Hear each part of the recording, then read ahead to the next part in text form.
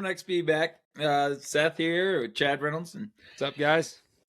Trying to do a compilation of things for you guys today. A little bit of hunting with my Sighthounds and the Falcon, and then my Jagdterrier with a goshawk. And should be interesting. I have a few things to break down. Seth, you want to play that first one with the terrier, Baya? Yeah, so here comes the unedited version right now. Sit. Go. Ha ha ha ha ha! Sit. Bear, sit. Bear, sit. All right, so I'm going to bring up that clip with the Jagdterrier. So this is, Jag sitting on command. Ha, All ha, right, so ha, what ha, ha. happened here? What's happening here is the terrier was flushing a rabbit, but I don't want the terrier in the way of the bird, unlike the other stuff you'll see later. You know, we don't want the terrier in the way of the bird. So as soon as the terrier gets it up, I'll tell her to sit. Most often, she'll just do it automatically when she hears the bells coming over top, you know, because that particular type of bird doesn't generally like dogs in the way. It's a goshawk, and it was a parent-reared goshawk. It's not an imprint, so not quite as confident. And the dog is going to just do more harm than good once it gets it up and moving. It'll just get in the way. So it's just find the rabbit. The dog's job is to find the rabbit, get the rabbit up and moving, and then have a sit out of motion, you know? So a lot of folks will say that Jagdterriers are uncontrollable little demons, you know, Right. but A lot of people think there's that. one sitting, yeah, they do. And there's one sitting on a sight chase. So in clear view of the animal it is Right. out there to pursue, you know, sitting out of motion and watching it fly away, run away with the bird to go catch it. So That dog is a legend, too. Just going to throw my shout out to Bayo right there.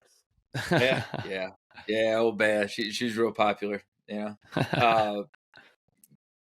But yeah, they that's what that is. So what do we play that once, twice there? Yeah, we played it once. If you want to play it again, you can. If there's anything you want to break down on that more. Yeah, just so that they kind of grasp what's going on there, because then it's good. We're going to shift gears. Ha, ha, ha, ha, ha. You can see the cottontail come up. I paused it for a split second. That cottontail just came up, and it took off. Here we go. Sit. Bear, sit. Bear, sit. Awesome. Yeah.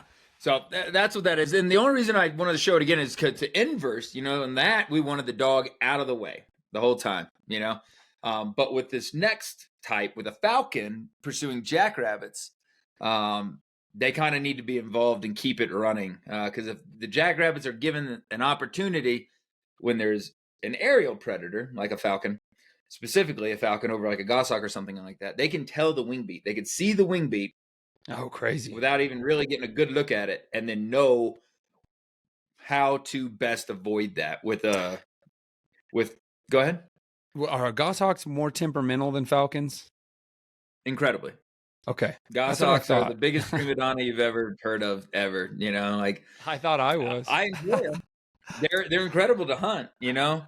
And once it's actively chasing something, it's some of the most fun you can have with your pants on, you know. But at any time before, just after, like the second before they're chasing and the second after they're chasing, they just insist on themselves, you know, Yeah. like, and everybody says they got their magic way of doing it, you know, and there are a lot of people that do really well with it, but by comparison, they're the prima donnas. They're the, you know, they're the, what would you call them? They're the electricians of the trade school, you know, like, or the painters that have to have it just right, you know. I went out hunting with a goshawk, and the rabbit got up, and my buddy threw the goshawk to get after it, and it just landed right in front of his feet. And I was like, what's going on? And he was like, oh, she just hates you.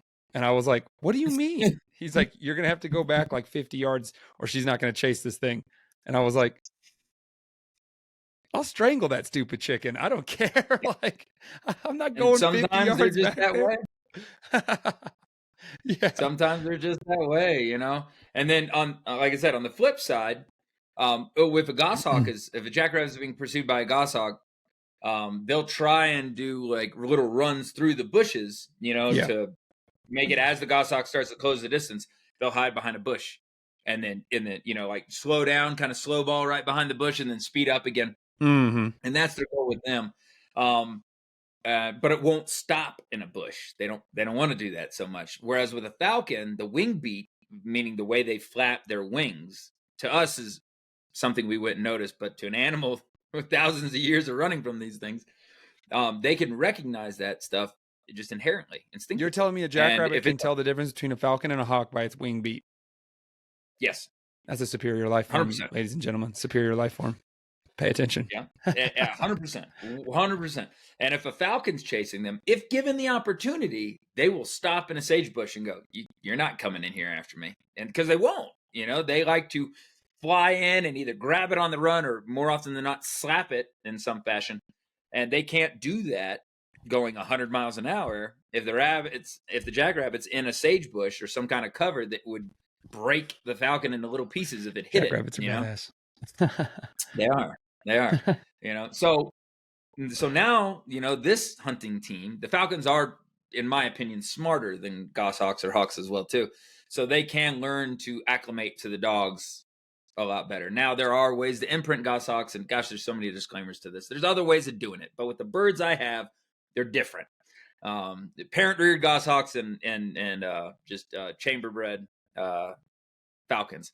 But this falcon knows its dogs. It trusts its dogs. Like, it thinks it's the boss, to be honest. If I kept the hood on the falcon and the dogs caught it and I took the hood off, she would go take, "Oh, thank you." Like, "Thank you, staff. You caught my rabbit for me. I really appreciate that." So they're fine. But in order for that hunt to go the right way, the jackrabbit's trying to stop the entire time it sees that falcon. All it wants to do is stop moving in the closest bush. Yep. So the dog's job is to keep that rascal running, even if they can't catch it, because of the sage being so thick, they have trouble keeping eyes on it.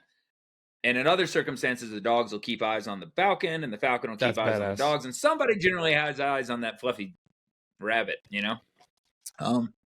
But in this situation, it's a little bit clear to see. Happened to run right by my wife. Really cool, Perfect. This was so we got some pretty good footage, and let's check that one out. Enough talking. Let's see that. Is this the one that you want, the one of in the sage on horseback? Either one. Or do you? Yep. All right. Well, here comes the one on the sage. Chad galloping like a majestic man of the prairie on Big Red. Here we go.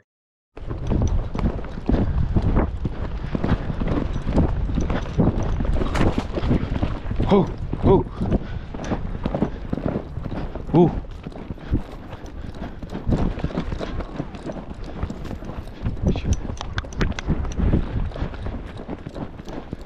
Yeah.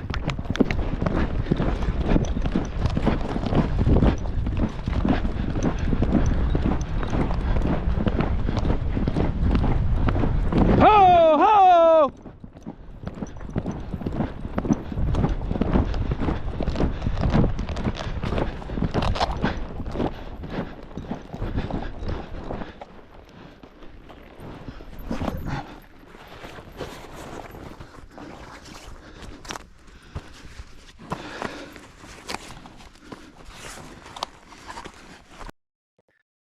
All right, I want to bring this clip up. Here we go. I want you to talk it out how you need. This is a longer clip, guys, because I especially wanted to show at the end. I want you to explain that weird leather thing on the end of the string to people that aren't falconry guys. At HXP TV, guys, I think context is important. We keep it brief, get straight to the action, but there is some things to explain about what's happening, like Chad has done before. You're going to break down that string and leather thing at the end, the lure. But here's the sage race. Yep. Tell me what's going on. Here it comes. So the dog's got it up. We're moving after it. There's my wife and kid. But the dogs are pursuing it. You barely see the falcon there chasing after the dust trail. So it's going in there. The falcon ends up losing sight of it for a second, and the dogs end up losing sight of it. So now they're kind of breaking off. The dogs see it for a second, then the bird sees it for a second, and there they go off to the right side of the camera. Again, they saw it again for a little bit. And this one was from a little while ago. I'm not entirely certain it didn't go in a hole because I checked my Garmin, and the dog circled around a hole for a little bit after I caught the bird, but I was done for the day. We were fried. So now my dogs are around me, and the bird's up in the air. So in order to get it back, it's called a lure. It's just an item that the bird sees, and it thinks it can always catch it. So I just kind of chucked that out there, and she's like, "Ha! I caught a rabbit. Look at me." That's what that is. And it's just your get out of jail free card. If the bird's out and about or chasing something I don't want it to, or I'm just done and ready to go home, I can just swing that thing around and throw it out. And she's going to come to it like a magnet. She can't help herself. So wow. Even if they're chasing something else. Yeah. I guess because the if they're lure is such right an on easy free food, you know? Yeah. To them, it's the slowest, dumbest, most pathetic rabbit in the face of the planet. And every time it sees it, it gets paid, you know? So yeah. The game chasing may or may not pay, but if it sees that, it knows it's 100%. Now, the only time I would say that could be a little different is if it's pursuing something so hard that it can't see me swing it. Right. You know, but as long as it could see me out of the corner of its eye or something like that, yeah, it'll break off and come right to me. You know? Gotcha. Wow. That's incredible. I guess it makes sense. Easy food. Yeah, there are opportunists, you know, and they're inherently lazy, you know, so like, aren't we all? If it can catch this you know, it's going to take the easy meal, you know? Yep. All right. Well, I got one more clip, one more race. This is with my boy Possum and a dog he used to have, Rip, Rip. But I wanted to show this one last race, guys. I'm going to bring it up right now.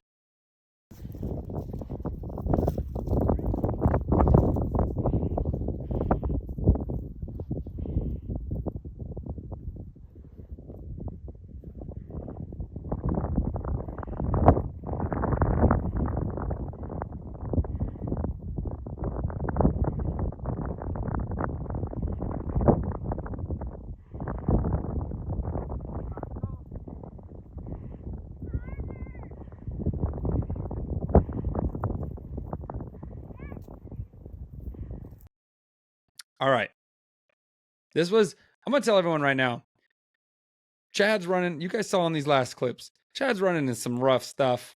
The sage, the rocks. It's a very hard place to catch a rabbit. I'm saying it right now.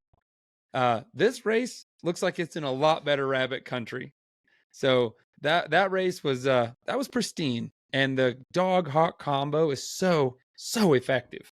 That's very rare that you catch a jackrabbit that quickly with just dogs. If you have crazy speed to just run up on them, you can sometimes, but especially like this is why I sound like this today. We just caught a 5-minute, 7-second rabbit today. I was going insane. I lost my voice, but you know, most of the time these are long. So the bird gives a huge advantage to the dogs. So let's bring up this clip, Chad, annotate this bad boy. Tell me what's going on in here. All right. So this is about 45 seconds in already, you know, it's still a short race, but it had been running for a minute or ahead of time. I didn't even know that, you know? But it just happened to be my wife was way out on the outside and I was trying to clear a section of sage, and it came out and then ran back in and they chased it around for a second. And the whole time I'm like, get the camera going. And she got it up as it like ran by her. So it worked out great. We generally don't get footage that good, but there's sage off to the left of the camera. It kept trying to pop in and out of. So play that one again really quick. Okay, here it comes. So yeah, it's just pursuing it. Boom, see it, tried to get behind the sage bush for a second. Without the dogs, it would have stopped there. So boom, he grabbed him and tumbled and rolled, and you know the dogs didn't come into contact with it. She just rolled. She somersaulted too much. I'm glad she didn't knock herself out. Yeah. And then at this point, like, caught him. She jerked the knot in that rabbit's tail, and at this point it was crippled. It was wounded, so it was pretty easy for the dogs to mop it up. Now after she, you know.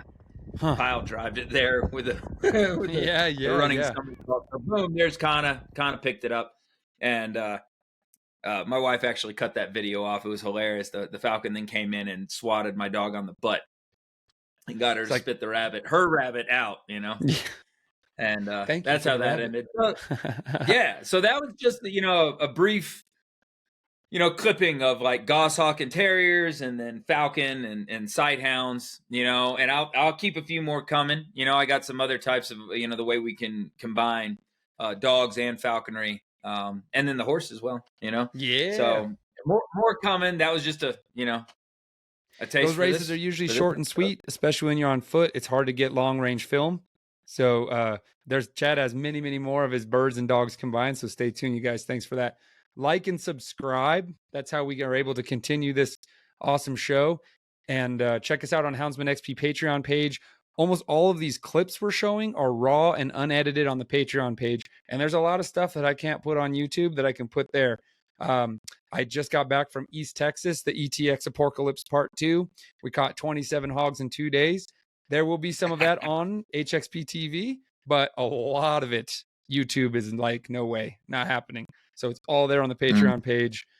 Pit bulls, armor, catching hogs, throwing hogs, tying hogs. It's great stuff, guys. So we hope to see you there. Like and subscribe, guys. More high-powered action on the way. And next week, it's going to be my dogs versus a hare. I'll catch you all later. Thanks, Chad. Yep. See you soon.